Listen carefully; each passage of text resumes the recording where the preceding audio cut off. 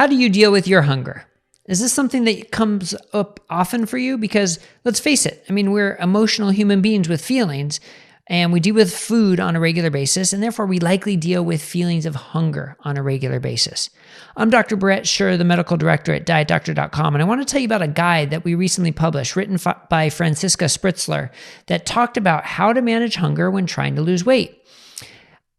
Personally, I think one of the main reasons this whole, you can call it failed experiment of the low-fat diet over the past 50 years has gotten us into so much trouble as a population is because it does not address hunger. It doesn't also address carbohydrates and insulin, but it doesn't address hunger.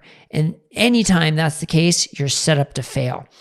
Low-carb diets tend to reduce hunger better. I think that's pretty clear, especially when they're ketogenic diets and full of whole foods. But it's silly to think that we can completely eliminate hunger. We're always going to feel hungry at times, so we need strategies for how to deal with it. And that's this guide that Franziska wrote is wonderful about it. So I really encourage you to go to dietdoctor.com and read the whole thing. I'll try and hit some of the highlights here. She talks about what is hunger, right? Hunger versus appetite. Is it true need for food and calories, or is it boredom and just kind of routine? So those are so important to define. I know back in my high carb days, I got used to my 10 a.m. snack every day. I had a 10 a.m. snack. So whether I was hungry or not, 10 a.m. rolled around and I was ready for that snack. It was routine. It's what I always did. I had to get out of that routine. And then once I switched to a low carb diet, then that hunger just went away. So getting rid of the routine was all I needed to get rid of that feeling that I needed a snack. And that happens for people multiple times during the day. So understanding what your hunger is and what it represents, so important. And Franziska goes into ways to recognize that in her guide. Do you eat due to stress, sadness or loneliness, boredom, or some sort of external cues? These are all things that need to go into our brain when we're considering why we're eating.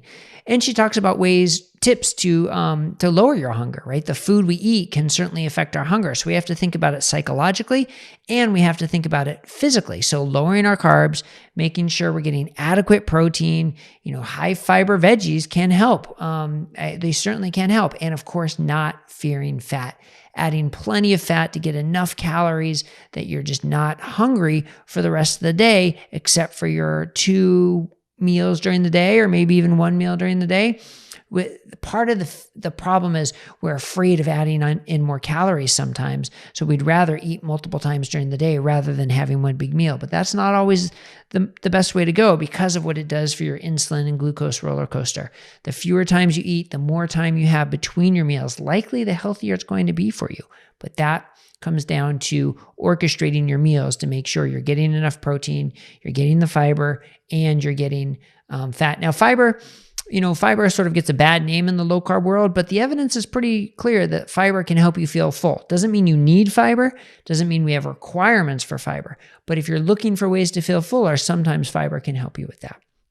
A key is not fearing the fat though. And so I encourage you to read Franziska's guide on this. I think it'd be really helpful as you navigate your path on feeling hunger and what to do about hunger. And while you're there, you can check out all the other guides that we have to help you on your health journey. And click subscribe below so you'll get all these video updates.